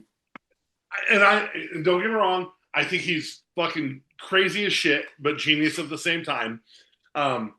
The morning I heard that Roger wasn't doing well, somebody posted something to his Facebook about faith healing, and Alan loves to prop himself up as a faith healer, and I let into him. I was like, "What the hell?" I'm like, basically, I was like, "You're full of shit." Basically, I was like, "This, I haven't seen it. You can't prove it." And he came back and was snarky with me, and we worked it out. I was like, yo, man, I'm having a bad day. I do respect you. I think you're a good dude. I dig your band. You're like, I should have come off that way. I was having a bad fucking morning because I just heard about Roger, you know? But I do stand with what I say. Like, you don't see psychics winning the lottery the same way you don't see faith healers going to children's hospitals, you know? I agree with you 100%. You know? And it's just, for me, it's you know, and it doesn't really fucking matter what I believe or what you believe, because we can still be good humans to each other. That's what's important to me. You don't see that anywhere, just in general in society. People are, as long as we can connect as people together and respect and love each other and do right by each other. For me, that's what is important. You know, you might think I'm a piece of shit because I don't believe. I might think you're a crazy lunatic because you do believe. But you know what? You know? But I love you. Exactly. We're crazy in our own way, right? Yeah. this world is completely messed up. But it is, as long as we love each other as humans, that's what makes me happy, and that's what makes me move forward in my day-to-day, is the interactions I get to have with friends. Well, Simon, at 7, I do have to get we're gonna get going. Thanks, man. This has been awesome, and thank you for making me part of it. I appreciate it. Oh, I wouldn't have done it without you guys, man. Especially with like my two bros. Larry says people hate him. I don't get that. Most people that I know that know Larry love Larry. I love Larry personally. I hated hanging out with Larry in Vegas, man. He sucked. I love Jimmy. Jimmy and I are bros through all the years that we've gone through stuff. We've always remained friends, and he said that to me the other day. They really appreciated that he and I have always stayed good friends, even though we've gone through a lot of turmoil. Last thing I'm going to say today is and you know what? You know what sucks about life? There's one thing I'm going to say here is regrets, and I do regret that Roger and I didn't stay connected. That's going to bum me out for a long time, I think. You know what, man? That was also Roger's choice too, man. He could have reached out anytime. You know, it goes both ways. Yeah, you're right. Do as much as you can do, and when somebody doesn't reciprocate, there are times you just got to give up. You know what I mean? Say you're. Thank you for sharing that. Thank you. You're right. It does go both ways. It's always I'm here when I'm always going to be available to you, brother. When you need me, I'm going to be here. But if he doesn't ever reach out, that's on him. It's All right. Well, listen, bros. I love you guys both, and even Jimmy. Yeah, because I did this. He's so. But no. When he did that, I was like, I totally get what he's doing now because, like I said, you guys got done playing that weird fucking fest in Springfield that was super creepy. I know. It was kind of weird. I agree. I came to the back room and you're just legs out, arms. And I come in, I'm like, what's up, George? You're like, and then I was like, what are you doing? He's like, I'm waiting for barbecue. I'm like, all right. And then, we started talking. And what was it that you said to me? You looked at me and you go, I haven't figured it out yet. And I go, what do you mean? And he's like, you're either completely full of shit or you're just crazy. I'm like, well, in which way? He's like, I don't know, but like, I know you believe in God somewhere. I think you're just fucking with us. I'm like, no, dude, I don't. I'm just doing my thing. But I respect you guys as artists. Yep. So. Well, thanks, man. All right, you guys have a good rest of the night, and we're gonna talk very soon. Take care, bro. See you guys. God bless you guys. Larry, thank you, man. Appreciate it. Appreciate it, man. Good to see you guys and hear your voice, man. Hope we'll see you again, Simon. You head out. I'll be in Vegas in about 6 months, man. So when I come back out, man, we'll find a bar that has some good food. So Jimmy will stick around and not whine. No worries. Right on, brother. All right. Take care, bro. Take care.